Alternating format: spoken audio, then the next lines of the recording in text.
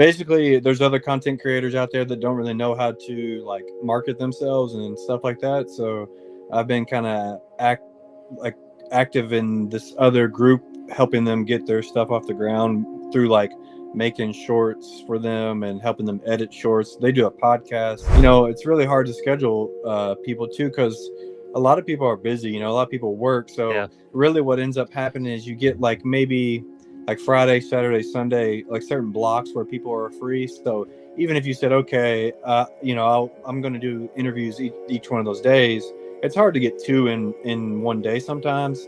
And almost everybody's time kind of lines up the same to where it makes it difficult to get everybody on, if that makes sense, right?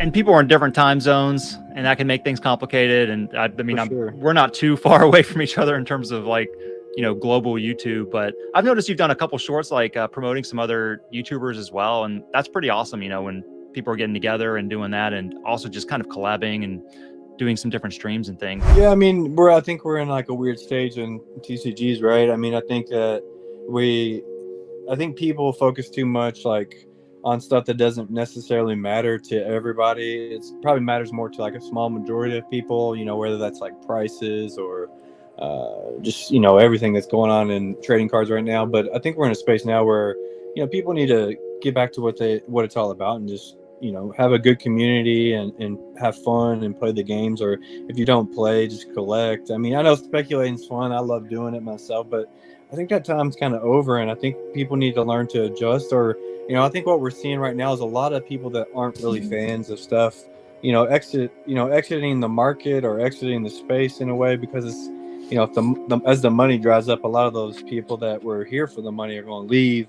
But it creates a vacuum, right, of like negativity. And I've contributed myself to that in some ways. I think for me, it was more out of frustration with, you know, specifically MetaZoo and the direction that it was going. And I think, you know, and that was a mistake on my own part. You know, you get so involved with some of these companies or these games, especially content creator wise, that I wouldn't say you feel like you're owed something, but you'd feel like, you know, you feel like you're a part of something bigger than yourself. And then when you know, through bannings or whatever might happen, or the market's dipping, you know, you get a bad taste in your mouth for some of these people. And then I think we need to step back a little bit and kind of, you know, it's like Pokemon. Yeah. It's like, you know, these big companies, nobody, when they do something wrong, I mean, we're upset, but like, do we sit there and like, you know, like throw everything away and say it's over? No, you know. So I think we're just in a space where, like, as far as the lives and just trying to reach out to smaller content creators that just want to hang out and talk about, you know, trading cards or just chill, just have a conversation. Because I feel like we're in that space where it's almost like people just blurt out whatever they think as far as what TCG they're in. And I mean, that's cool. And especially when it comes to the dramas videos, that's a hot algorithm because it gets you the views, but it's oh, sure. Yeah, I understand that. You know? My channel from the very beginning, it really got rolling with MetaZoo, and I've always been doing other things as well, you know, like the real low performing videos, like the Japanese posters, the phone cards, other TCGs and other games that maybe I could get more momentum on if I did more kind of consistently.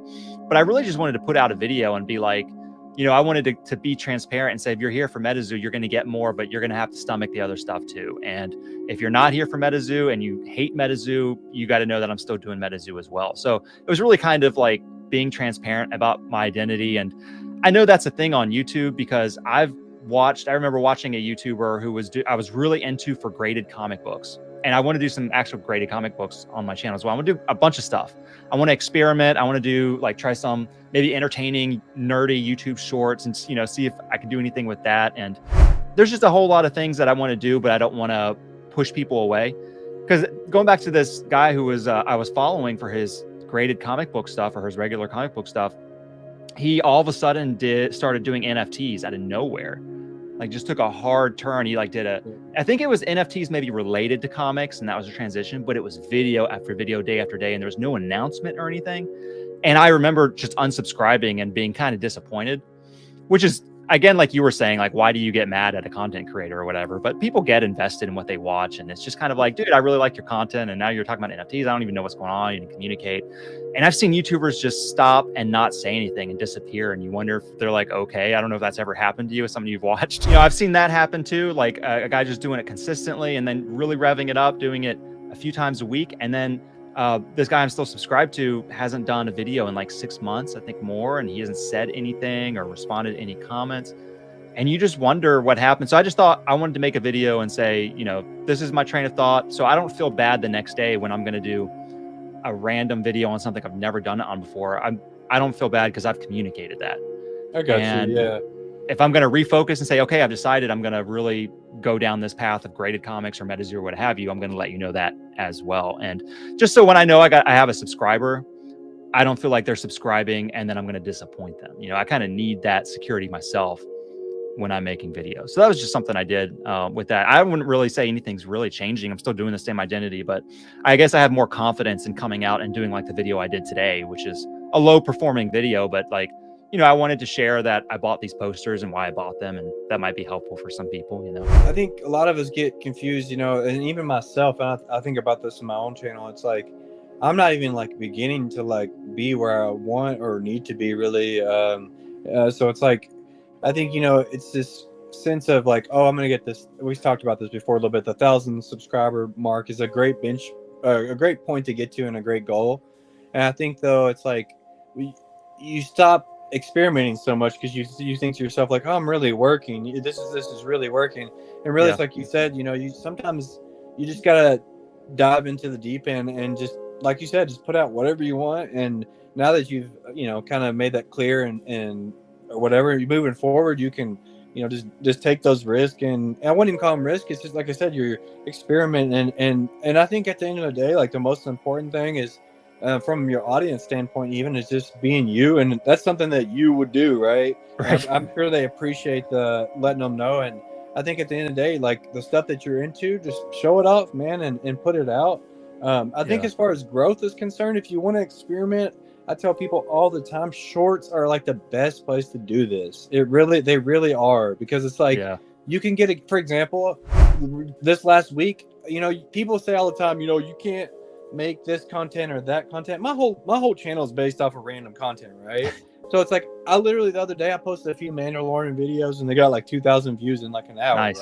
Right? So it's like, it's not, you never know what's gonna work. You never know. I think people don't realize that, like, animals, Star Wars, Disney, Pokemon, whatever, like there's so much hot algorithms out there that you could jump into if you're tired of making a certain type of, or not even be tired, but if you want to branch out, there's nothing wrong with making a Star Wars video. If you want to do that, I think, like, I don't really tell my followers what I'm doing, because it's like, it's not that I don't care about their opinions, but it's like, you know, if I've always tried to brand myself more about like me or the character that I portray, and it's less about the content itself. I think you just experiment, man, with the shorts, because it's not a big time sink for you, and it's not like a big time sink for your followers either, because it's like, oh well, there's tons of people that I never thought would like the Star Wars videos, right?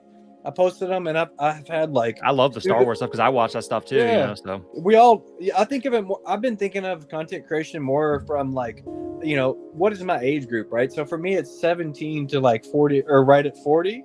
So what do all 40-year-old dudes for the most part? And shout out to one women, because there's like 27% of y'all, and I think it's from the animal shorts, but shout out to y'all. But that's a good percentage for the TCG space. Right. So we're nerds, right? We want to watch Star Wars. We want to watch, you know, other TCGs, like whatever it may be. You know, you gotta, if you can tap into something, then do it, bro. Like, there's nothing wrong with that. Well, I told you I'm ready to do the Star Wars stream sometime with you. I actually need to catch up with Mandalorian, so don't spoil me. I've been watching your shorts. I enjoy those, but I'm ready to get on here and talk about Star Wars and nerd out on that. And I want to talk to someone. I want to do a Final Fantasy stream. I'm trying to get my brother on, because he's a Final Fantasy nerd. He would be awesome to do like a bro stream just talking about Final Fantasy, but he's so busy. It's hard to get sometimes non-YouTube people to get on YouTube, because there's like, what's in it for them? You know, there's like no exposure if they're not doing a YouTube channel and all that. But